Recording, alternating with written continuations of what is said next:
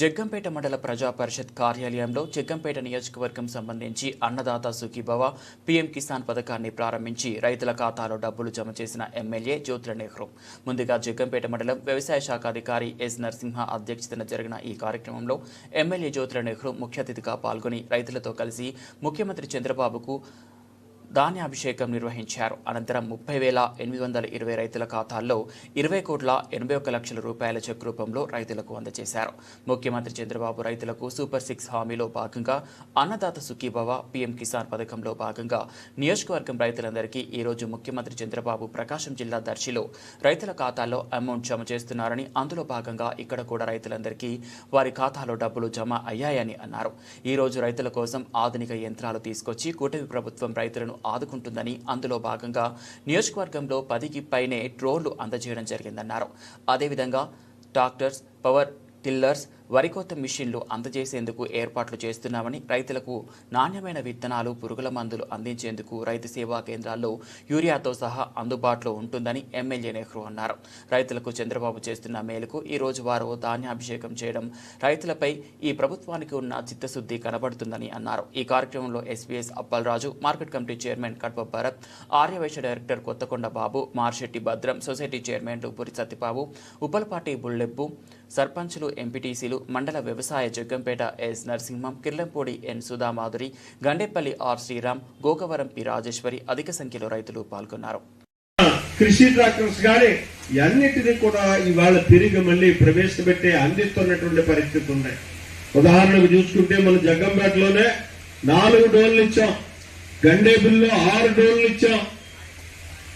కొత్తగా వచ్చినటువంటి వ్యవసాయ పరిజ్ఞానాన్ని అంతటినీ కూడా ప్రజల ముందు, రైతాంగం ముందుకు తీసుకెళ్లి ఒక మంచి రైతుగా తయారు చేయడానికి కావలసినటువంటి వనరులు సమకూర్చడమే బాధ్యత కలిగినటువంటి ప్రభుత్వంగా చేయగలిగేటటువంటి పరిస్థితి అని చెప్పి ఈ సందర్భంగా నేను మనవి చేస్తున్నాం.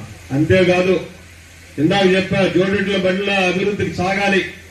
సంక్షేమాన్ని ఎత్తే గొప్పతనం కాదు, సంక్షేమంతో పాటు ఖచ్చితంగా అభివృద్ధి కూడా కొనసాగాలి.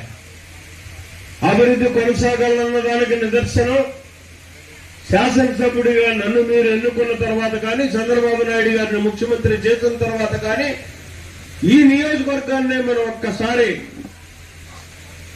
ప్రామాణికంగా తీసుకోగలిగినట్టయితే ఒక్కసారి ఆలోచన చేయండి.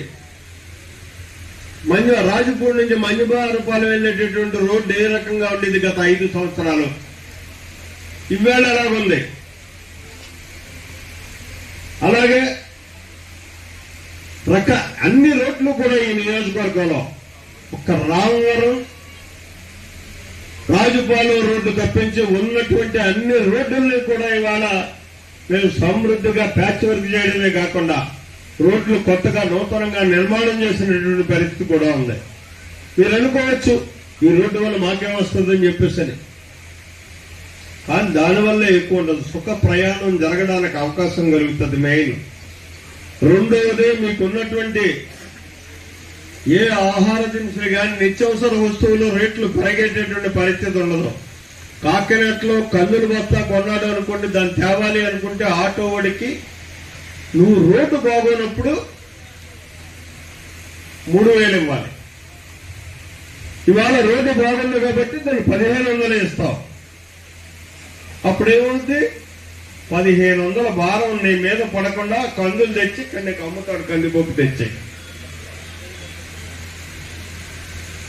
దానికి రోడ్లన్నీ అంతేకాదు, మనం కూడా సుఖ జీవితం గడపడాలి. నిన్న నేను జడ్రాగంపేట వెళ్ళాను. నిన్న 1వ తారీఖు కాబట్టి పెన్షన్లు ఇవ్వాలనే కార్యక్రమంలో భాగంగా జడ్రాగంపేట వెళ్తే